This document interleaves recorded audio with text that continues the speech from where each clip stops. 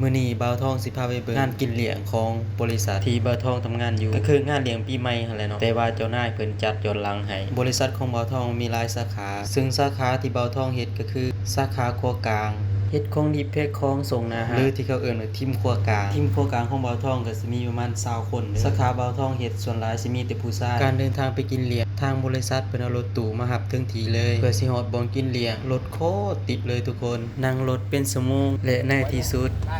ถึงแล้วครับ เฮาก็มาฮอดบ่อนจัดงานเลี้ยงแล้วเนาะทุกคนเดี๋ยวเข้าไปเบิ่งข้างในเลยว่ามันสิม่วนส่ำใดว่าปีที่แล้วก็จัดอยู่ห้านเก่านี่แหละทุกคนแต่ว่าตอนนั้นน่ะพนักงานมันสิบ่หลายปานใดแต่ว่ามาปีนี้ได้ยินหัวหน้าว่าพนักงานก็200กว่าคนนะทุกคนเข้ามาข้างในแล้วเฮาก็ต้องเข้าไป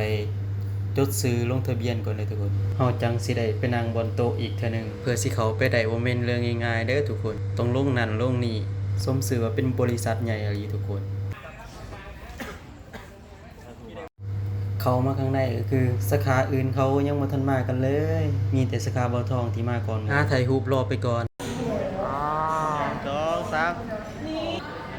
2 3และนี่ก็คือเงินรางวัลเด้อทุกคนเริ่มตั้งแต่ 1,000 จนถึง 20,000เด้อทุกคนรางวัลมีมากมายหลายอย่างเด้อทุกคนของใหญ่ๆก็สิเป็นทองคำอันนี้ก็สิเป็นโซนอาหารเด้อทุกคนจะได้เฮ็ดแบบเหมือนบุฟเฟ่อาหารเลยนะและนี่ก็คือพ่อกับแม่ของหัวหน้าข่อยเด้อทุกคนก็คือเพิ่นใจดีใจดีเฮ็ดลูกน้องเพิ่นก็สิยกมือไหว้และนี่ก็คือเสี่ยวเขาอีก โอ้คนรอได้หนิ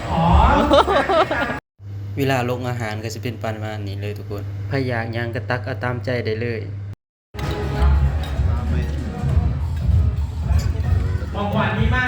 กินข้าวเสร็จแล้วเดี๋ยวนี้มาก็จะเป็นส่วนลีดเกมเลยทุกคนและต่อมาก็จะเป็นการประกวดอันนี้จะเป็นการประกวดชุดแต่งกายเนาะทุกคนเนาะก็คือแต่งแบบใดมาก็ได้เนาะแต่งกายอันใดที่โดดเด่นผู้ชนะก็สิได้รับรางวัลเด้อทุกคนและพีคไปกว่านั้นก็คือทุกคนที่ใส่สูทแมวนี่เป็นหัวหน้าของข่อยเองและต่อมาหัวหน้าข่อยขึ้นกล่าวเปิดงานเป็นทางการความสามารถและบริษัทชื่อลงขอบคุณครับ และสุดท้ายถ่ายสุดนี้ก็คือจับสลากรับของขวัญแต่เสียดายเบ็ดเบาทองหมดซะก่อนเลยบ่มีคลิปรับของขวัญและนี่คือของขวัญที่เบาทองได้